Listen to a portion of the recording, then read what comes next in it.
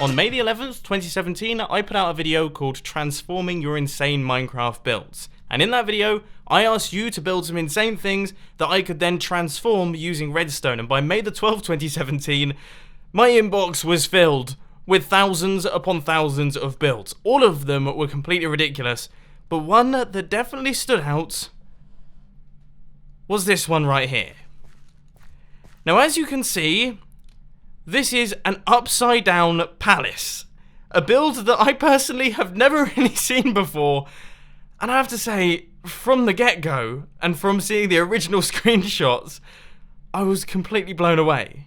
Now, this entire thing was built by a small YouTuber called FamilyCraft. Now, I'll put a link to his YouTube channel down in the description, and I'll also put a link to the video showcasing this build down in the description as well, so that you can see the entire process of it being built. But as you can see, this thing is absolutely enormous, and it has some really awesome details, like this entirely magical section here with all of the floating torches. It almost looks like something out of Harry Potter.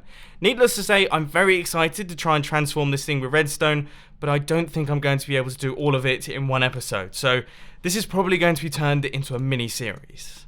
So by the look of things, we've got ourselves a security guard right here, and I'm thinking this guy should actually have a barrier, so you have to request permission to come in. So we're going to grab ourselves some fence posts. We're mostly using spruce wood, so I'm going to run that across like this, and we'll make it so that this thing drops down into the ground and that actually gets covered up by blocks. Now I wonder if we could do that in a way that's seamless. I don't think we could do it where the pistons aren't showing.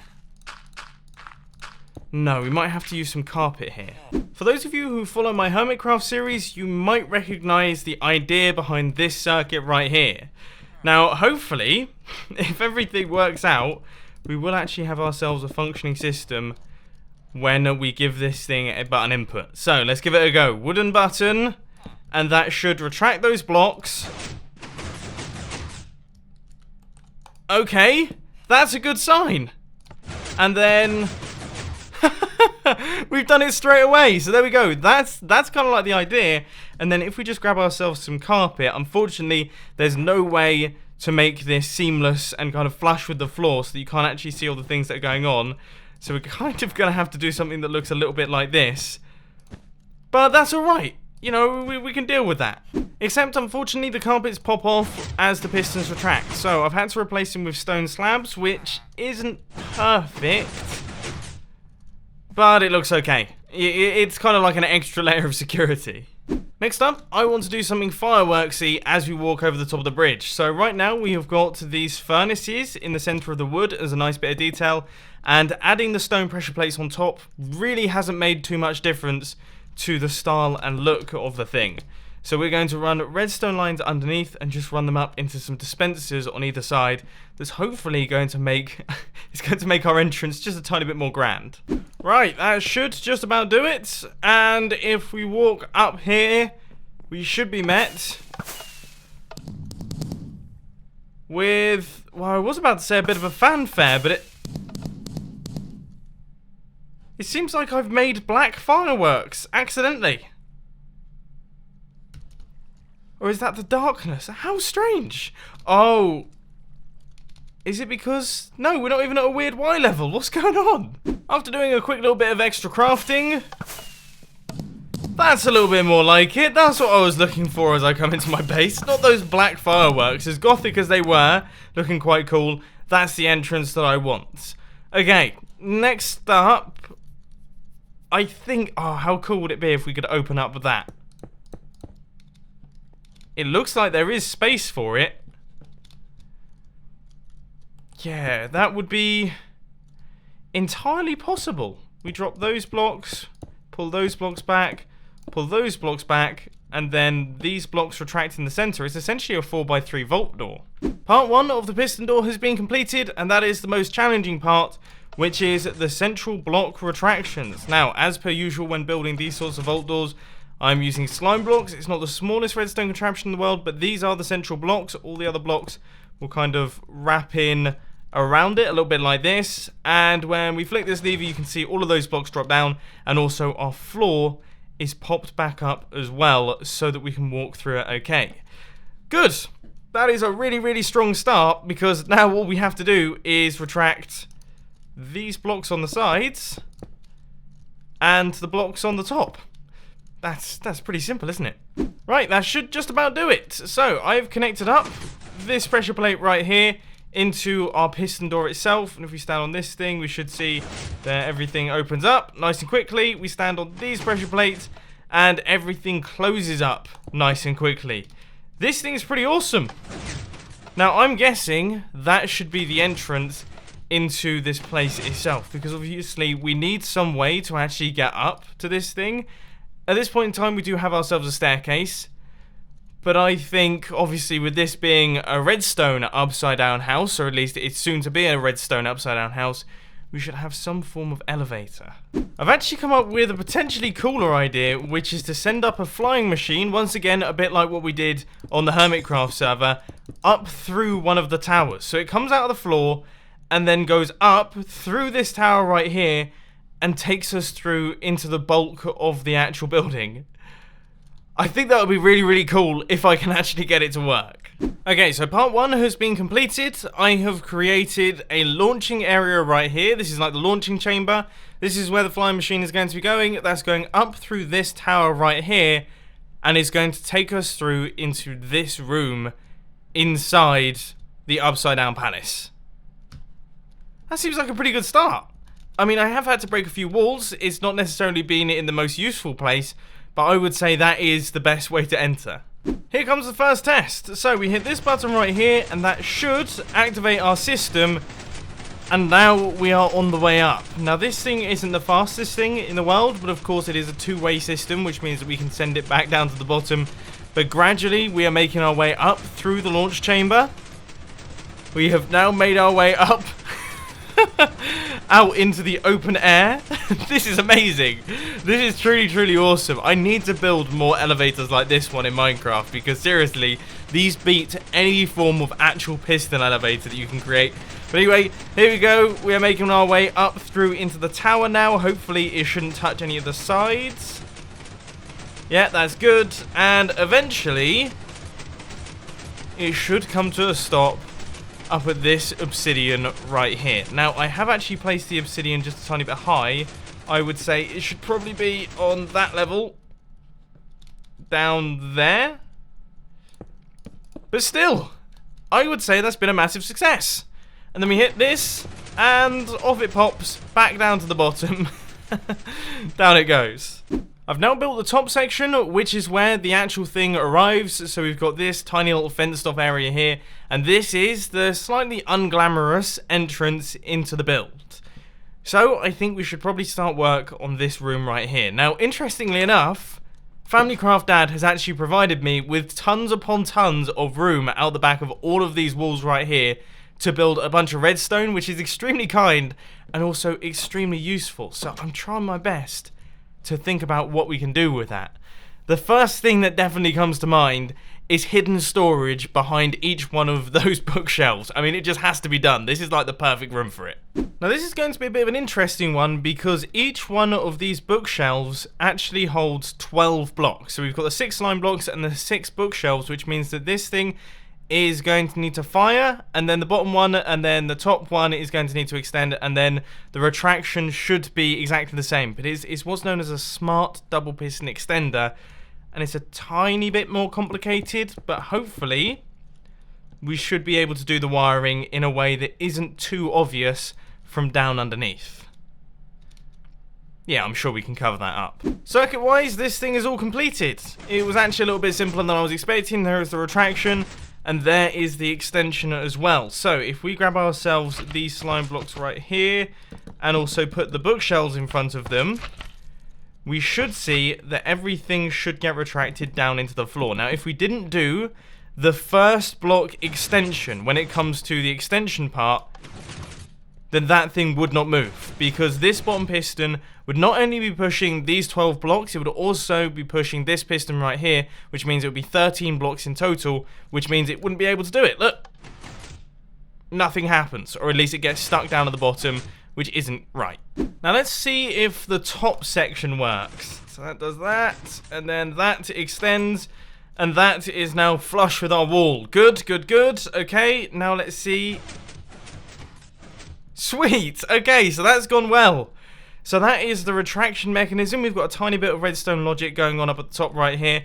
That is the connecting redstone line. We've got the redstone circuit down at the bottom right here. Now we just need to connect up the other ones. And that will be this thing all completed. And we will now have hidden storage behind each and every one of these bookshelves right here. That's gone a lot better than I expected.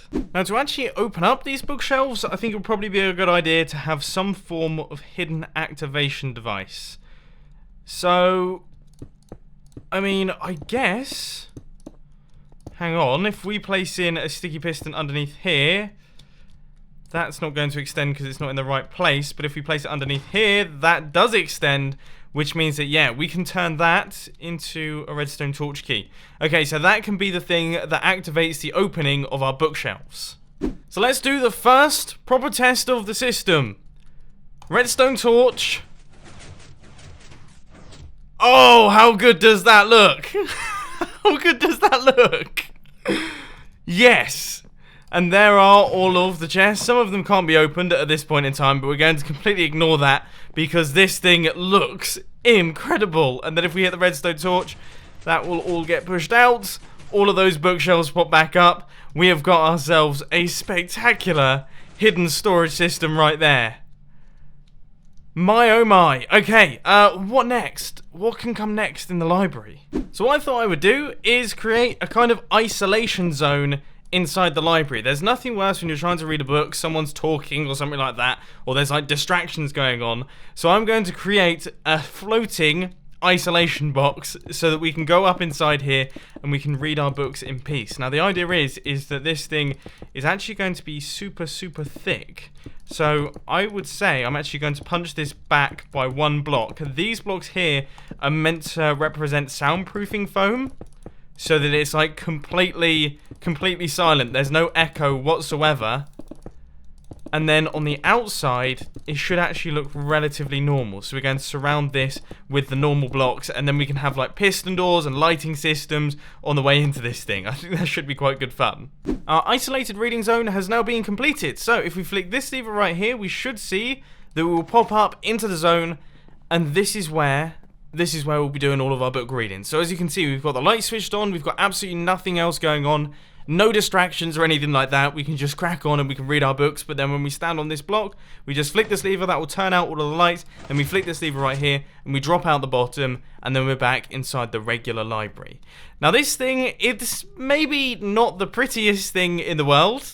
I can think of better looking builds that I've done in the past, but it's definitely functional, and I really like the idea of it. I've come up with another plan. I know this one's even more ridiculous than the previous one, but what I wanted to have is like a wishing fountain for books.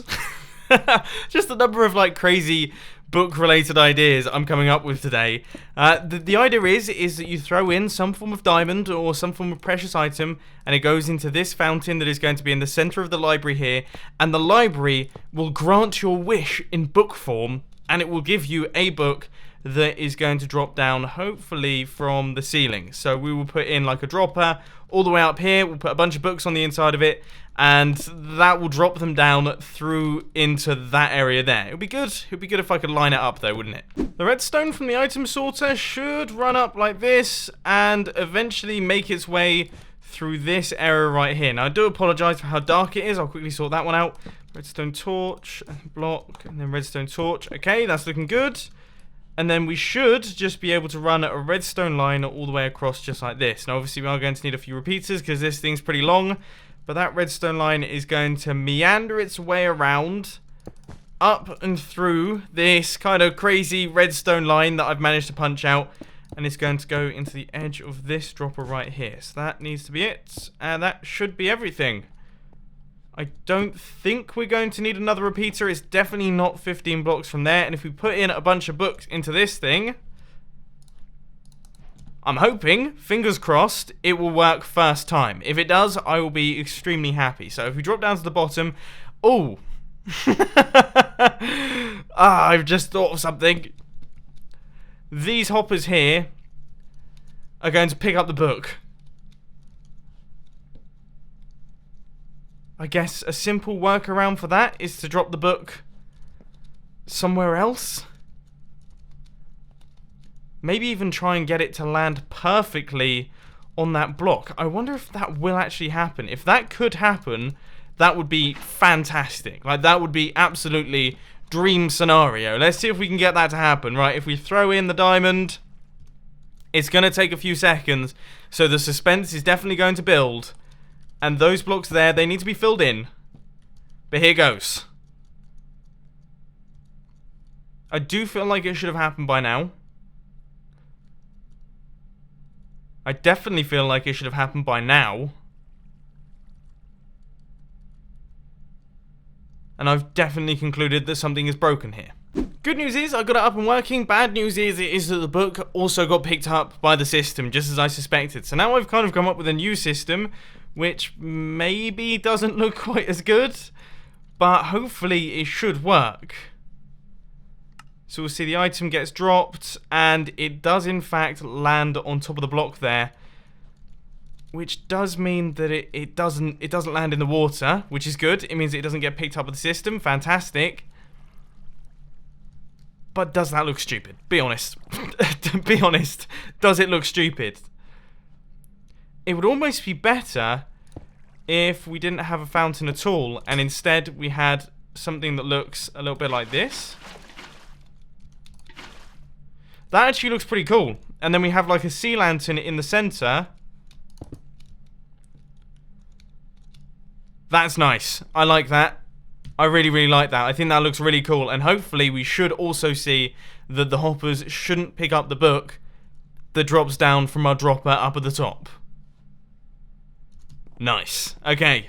That's brilliant. Now I think with that, I'm going to round up today's episode. Obviously, we did all of the entrance section, we did all of the flying machines, the elevators, we also did the full library room, and in the next episode, I'm going to try my best to take on the bedroom area, the bathroom area, and also start tackling some of the slightly bigger rooms in this space, including ones like this one. However, I have got absolutely no idea what I'm going to be doing there, probably no idea what I'm going to be doing here. However, I absolutely love that moustache. That is a spectacular moustache right there. So obviously, your thoughts, opinions, and ideas are very valued, and I'd love to hear them down in the comment section. I can't wait to continue working on this thing, but unfortunately, ladies and gents, that is all I've got time for today. I hope you enjoyed this video. If you did, please sure to hit that like button, and if you really loved it, then make sure to subscribe. But thanks for watching, guys. This has been Mumbo, and I'm out. I'll see you later.